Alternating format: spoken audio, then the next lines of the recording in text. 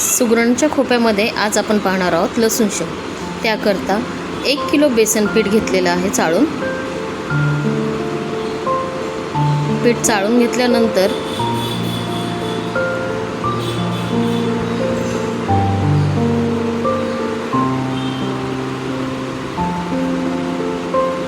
मिक्सरचं छोटं भांडं घेऊन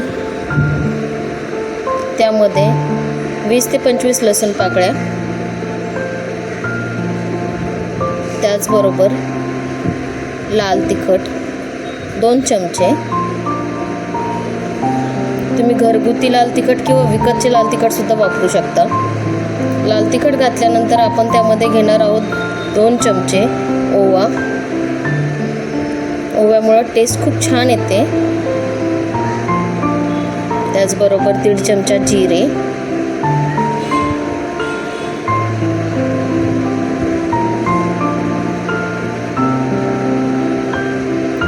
आता आपण याला बारीक पेस्ट बनवून घेऊया। अगोदर थोडंसं वाटून घेतल्यानंतर त्यामध्ये थोडं पाणी घालून आपण त्याचं मिश्रण व्यवस्थित बारीक करून घेणार आहोत।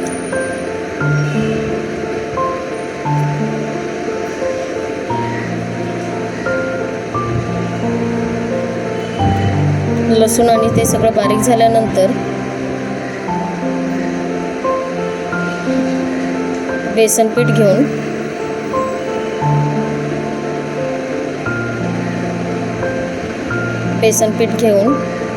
आपण त्यामध्ये चवीनुसार मीठ,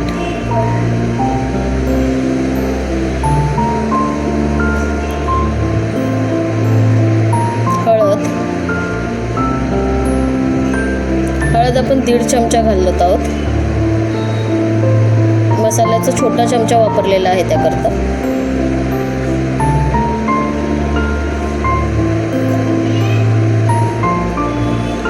त्यामध्ये आपण लसूण, लाल तिखट आणि ओव्या आणि जिऱ्याचं जे बारीक केलेलं मिश्रण आहे ते आपण त्यात हळूहळू घालून हळूहळू एकजीव करून घेणार आहोत। जसं आवश्यक असेल तसं पाणी आणि ते लाल तिखट मिक्स करून आपण त्याला मळून घेणार आहोत, एकजीव करून घेणार आहोत।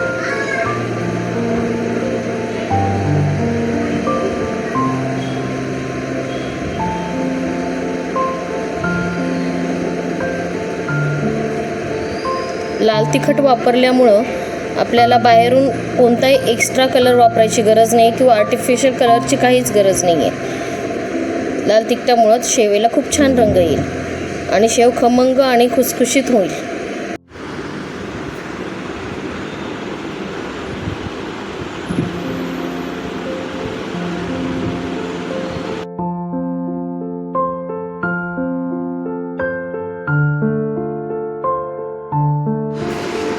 आता या मिश्रणाला आपण अर्धा तासासाठी भिजून देऊया। भिजल्यानंतर आपण चकली करायच्या साच्यामध्ये शेव करायची प्लेट घालून घेऊया आणि त्याला आतून तेल लावून घेऊया। तेल लावलेल्या साच्यामध्ये आपण चमच्याच्या साहाय्याने हे पीठ घालून घेऊ।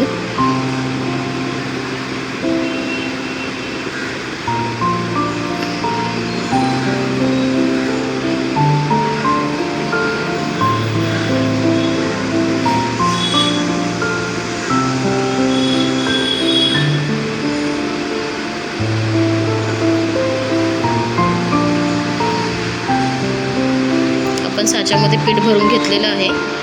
कढईमध्ये एका पसरत कढईमध्ये आपण तेल पण तापत ठेवलेलं आहे। तुम्ही कढई किंवा पॅन काही वापरू शकता। थोडंसं पसरट असेल तर जरा पटकन होतील शेव काढून। तेल तापलं की नाही ते चेक करून घ्या।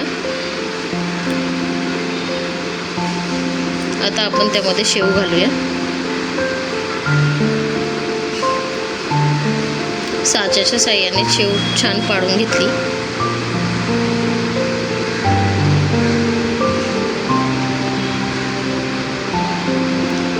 खालच्या बाजूने चांगली तळून घेऊया शेव।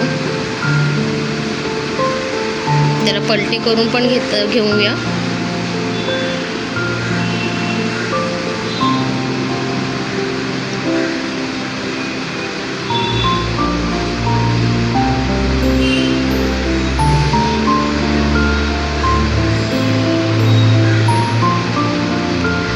शेव पलटी करून घेऊया. किती सुंदर असा कलर आलेला आहे, तुम्ही पाहू शकता. शेव खमंग अशी लालसर रंगावरती तळून घेऊया.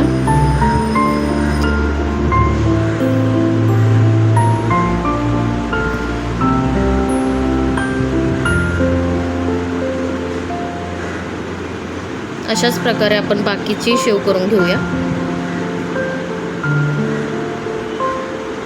आणि आता खाण्यासाठी तयार आहे चमचमीत अशी लसूण शेव. चला तर मग करून पहा आता लवकरच, आणि आम्हाला कमेंटमध्ये नक्की सांगा की कशी झाली होती.